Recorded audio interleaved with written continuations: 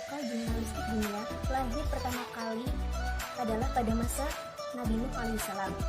Pada saat banjir melanda, kaum Nabi Nuh alaihissalam berada di dalam kapal beserta sanak keluarganya, para pengikutnya yang soleh, dan juga hewan-hewannya. Untuk mengetahui air bah sudah surut, Nabi Nuh alaihissalam mengutus burung dara untuk keluar dari kapal, memantau keadaan air dan kemungkinan adanya makanan di sekitarnya. Nah, sang burung dara pun melihat ranting pohon zaitun yang tampak muncul di permukaan, sehingga burung dara tersebut mematuk ranting untuk dibawanya ke dalam kapal. Nabi Nuh alaihissalam berkesimpulan bahwa air bah sudah mulai surut. Nah, kabar itu pun disampaikan oleh beberapa penumpang kapal lainnya. Nah, atas dasar tersebut, Nabi Nuh alaihissalam dianggap sebagai pencari berita dan penyiar kabar atau yang sering kita sebut dengan wartawan pertama kali di dunia. Nah, kapal Nabi Nuh pun disebut sebagai kantor berita pertama di dunia. Tahapan lahirnya jurnalistik dunia kemudian dilanjutkan pada zaman Caius Julius Caesar, yakni tahun 60 Masehi, 60 sebelum Masehi di Romawi. Nah, dipampang beberapa papan tulis putih yang dinamakan Forum Romanum. Isinya sebagai berikut. Yang pertama, Akta Senatus yang memuat laporan-laporan singkat tentang sidang-sidang berita atau keputusan-keputusan. Kemudian yang kedua ada Akta Diurna, populasi Romawi yang memuat keputusan dari rakyat dan berita-berita lainnya. Munculnya jurnalistik pertama di dunia. Pada zaman Romawi, muncul wartawan-wartawan yang terdiri dari budak belian. Nah, oleh pemiliknya diberi tugas untuk mengumpulkan informasi maupun berita-berita, bahkan untuk menghadiri sidang-sidang tertentu. Kemudian dari hasil tersebut, secara lisan mereka sampaikan kepada tuannya ataupun dengan berbentuk tulisan. Tujuannya agar tuannya selalu mengikuti atau mengetahui kejadian-kejadian di kota Roma. Masa perkembangan jurnalistik. Kegiatan penyebaran informasi melalui tulis-menulis makin meluas pada masa Perdana Mesir. Ketika masyarakatnya menemukan teknik pembuatan kertas dari serat tumbuhan yang sering disebut dengan papyrus. Kemudian pada abad ke-8 Masehi, tepatnya tahun 911 Masehi, di Cina muncul surat kabar cetak pertama dengan nama Qingpao atau Tingpao yang artinya kabar dari istana. Kemudian pada tahun 1450 Masehi, penyebaran informasi tertulis sangat pesat sejak mesin cetak ditemukan oleh John Gutenberg. Orang cetak yang muncul pada zaman sekarang ini pertama kalinya yaitu pada tahun 1457 Masehi di Nuremberg.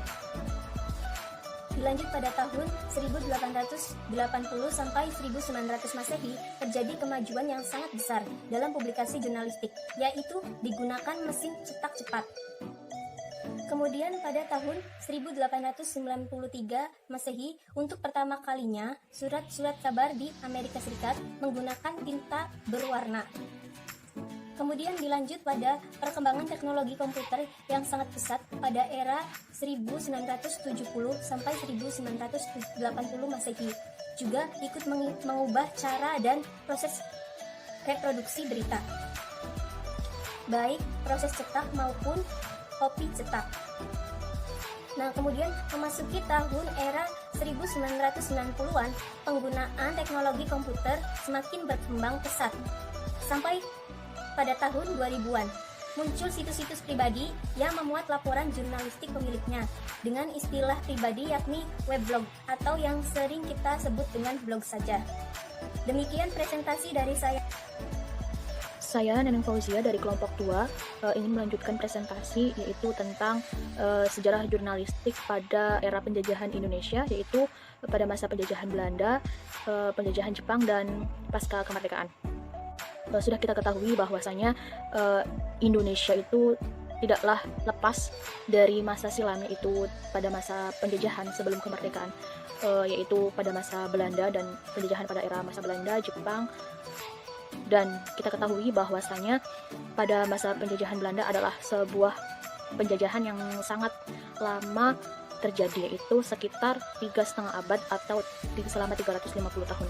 Nah, untuk masa penjajahan Belanda, sejarah jurnalistik di Indonesia sendiri itu awalnya mengalami kebebasan, di mana setiap orang atau setiap organisasi itu berhak untuk mengeluarkan sebuah kabar berita. Namun pada hal ini, berita tersebut ketika sudah dikeluarkan, maka diharapkan untuk terlebih dahulu disampaikan kepada pihak kolonial Belanda, yang mana berita ini untuk memberikan suatu informasi apakah berita ini berisikan tentang persinggungan kepada pihak kolonial Belanda atau tidak. Jika kabar berita itu dirasa tidak cocok dengan pemerintahan kolonial Belanda, maka yang akan menjadi sasaran adalah penerbitnya, yang akan dimintai pertanggungjawaban dan kemudian akan dipanggil oleh pihak kepolisian. Nah, pada masa penjajahan Belanda ini, mereka mendirikan sebuah kantor berita yang diberi nama Kantor Berita Aneta, yaitu yang didirikan pada tahun 1917, yang mana kantor berita ini dikuasai oleh pihak kolonial Belanda yang berfungsi untuk menyiarkan berita-berita yang sifatnya itu membela kolonialisme Belanda. Sedangkan dalam warga negara Indonesia sendiri, yaitu mendirikan sebuah kantor berita yang dinamakan Kantor Berita Antara, yang mana kantor berita ini adalah sebuah kantor berita yang menyatukan kantor-kantor yang ada di seluruh Indonesia, yang mana kantor beritanya ini berfungsi untuk memberikan berita, kabar, informasi tentang persatuan semangat nasionalisme. Ya, kemudian kita berlanjut kepada sejarah jurnalistik pada era masa penjajahan Jepang. Nah, pada masa penjajahan Jepang ini sedikit berbeda pada masa penjajahan Belanda, yang mana pada masa penjajahan Jepang itu pemerintahnya mengendalikan sepenuhnya surat kabar, kantor berita, majalah, radio, kemudian film dan sebagainya. Namun untuk surat kabar dan majalah ini diperbolehkan terbit tanpa izin istimewa. Akan tetapi penerbitannya ini diawasi oleh badan-badan sensor, yang mana tulisan-tulisannya atau pendapatnya ketika tidak sesuai dengan kehendak pemerintah Jepang, maka itu akan dilarang atau akan ditarik kembali. Nah, untuk surat kabarnya sendiri, kan di Indonesia itu terdiri banyak sekali pulau-pulau yang tentunya memiliki berbagai perkembangan kantor-kantor berita, yang kemudian pada masa pemerintahan Jepang ini, kantor-kantor berita khususnya yang ada di Jawa itu dikomandoi oleh Jepang yang diberikan nama Jawa Shinbunkai. Jawa Shinbunkai ini berguna untuk mengawasi surat kabar berita yang telah diedarkan, yang mana pengawasan itu berupa isi, bentuk, jumlah, maupun daerah peredarannya. Semua itu ditentukan oleh organisasi yang telah dibuat oleh Jepang. Selain itu didirikan juga badan sensor press. Semua artikel, tulisan yang dimuat dalam surat kabar berita, majalah, karya, bentuk, cerita, atau sajak harus melewati badan sensor. Setelah itu baru dapat dicetak dan beredar jika sudah disetujui oleh pihak yang berwenang. Selain surat kabar dan majalah, Jepang juga menguasai radio swasta maupun pemerintah yang ada di Indonesia, yaitu mendirikan sebuah lembaga Hoso Kanri Kyoku, yang mana lembaga ini sebagai pusat penyiaran radio yang membawahi penyiaran yang ada di Indonesia. Pengawasan terhadap radio itu dilakukan dengan ketat untuk mencegah jangan sampai ada kabar berita siaran, kecuali siaran-siaran dari studio Jepang untuk didengarkan oleh masyarakat Indonesia, yang mana isinya ini adalah sebuah propaganda Jepang untuk Indonesia. Dilanjut dengan kondisi jurnalistik pada masa pasca kemerdekaan, yaitu tepatnya pada tanggal 17 Agustus tahun 1945, yaitu pada saat proklamasi dibacakan oleh Insinyur Soekarno dan didampingi oleh Muhammad Hatta. Kemudian berita proklamasi ini tersebar luas ke seluruh penjuru sampai keluar Jakarta. Nah, di Jakarta sendiri dan di berbagai kota di Indonesia itu bermunculan surat kabar. Pada masa itu Pers Nasional menunjukkan jati dirinya sebagai pers perjuangan. yang mana orientasi mereka itu hanya pada bagaimana mengamankan dan mengisi kemerdekaan, dan tidak ada tugas yang paling mulia selain mengabarkan Indonesia telah merdeka. Kemudian setelah Jepang menyerah dan proklamasi berhasil didengungkan, banyak surat kabar yang beredar seperti Warta Indonesia di Jakarta, Persatuan di Bandung, Suluh Rakyat di Semarang, dan Pelita Rakyat di Surabaya. Nah, surat kabar berita ini mulai muncul yang kemudian menunjukkan jati dirinya tanpa ada lagi suatu ancaman dan tekanan seperti pada masa penjajahan Belanda maupun Jepang. Sekian, terima kasih. Nama saya Abdul Maulana. Saya akan menjelaskan perkembangan pers di Indonesia pada masa Orde Lama, Orde Baru, dan pada era Reformasi.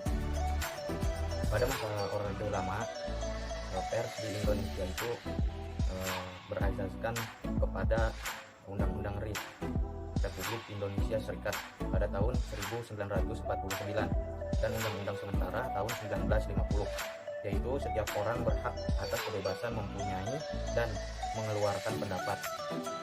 Era demokrasi liberal adalah sejak pemilu tahun 1955 hingga dekret presiden tahun 1959. Pada Orde Lama itu dibagi menjadi dua, ada pada era demokrasi liberal, juga ada pada era demokrasi terpimpin. Ciri-ciri pada masa demokrasi liberal, yang pertama memberi perlindungan yang keras terhadap pers, namun dalam prakteknya itu kurang atau tidak ada perlindungan. Yang kedua, pembatasan terhadap pers. Yang ketiga, adanya tindakan anti pers. Kemudian ciri-ciri pers demokrasi terpimpin. Yang pertama, tidak adanya kebebasan pers karena pers dikendalikan oleh pemerintah. Yang kedua, adanya ketegasan terhadap pers, yaitu aturan-aturan di dalam pers yang sangat rumit. Yang ketiga, pemerintah mengontrol kegiatan pers, sehingga pers pada masa itu dikendalikan sepenuhnya oleh pemerintah untuk mengontrol masyarakatnya. Kemudian pada masa Orde Baru, ciri-cirinya lahirnya pers Pancasila. Nah, pers Pancasila itu para pers itu diberikan kebebasan untuk mengekspresikan pendapatnya. Yang kedua, kemudian itu muncul ada peristiwa 15 Januari. Ini peristiwa yang mirip seperti pada di Orde Lama, yaitu diskriminasi atas wartawan tentang pers. Yang ketiga, ditutupnya beberapa surat kabar seperti Kompas dan lainnya. Yang keempat, terbentuknya aliansi jurnalis independen. Reaksi dari adanya peristiwa 15 Januari dan ditutupnya beberapa surat kabar itu, para jurnalistik itu membuat sebuah aliansi, yaitu aliansi jurnalis independen. Kemudian masuk pada era reformasi. Pada era reformasi yang dipimpin oleh Presiden B.J. Habibie, ciri-cirinya itu yang pertama kebebasan mengeluarkan pendapat. Pada masa itu disebut dengan pers itu adalah hak asasi manusia dan sebagai hak warga negara. Kemudian juga wartawan itu mempunyai hak tolak sendiri, di mana wartawan itu boleh melindungi narasumber yang dimintai keterangan untuk berita. Nah, mungkin demikian dapat saya sampaikan.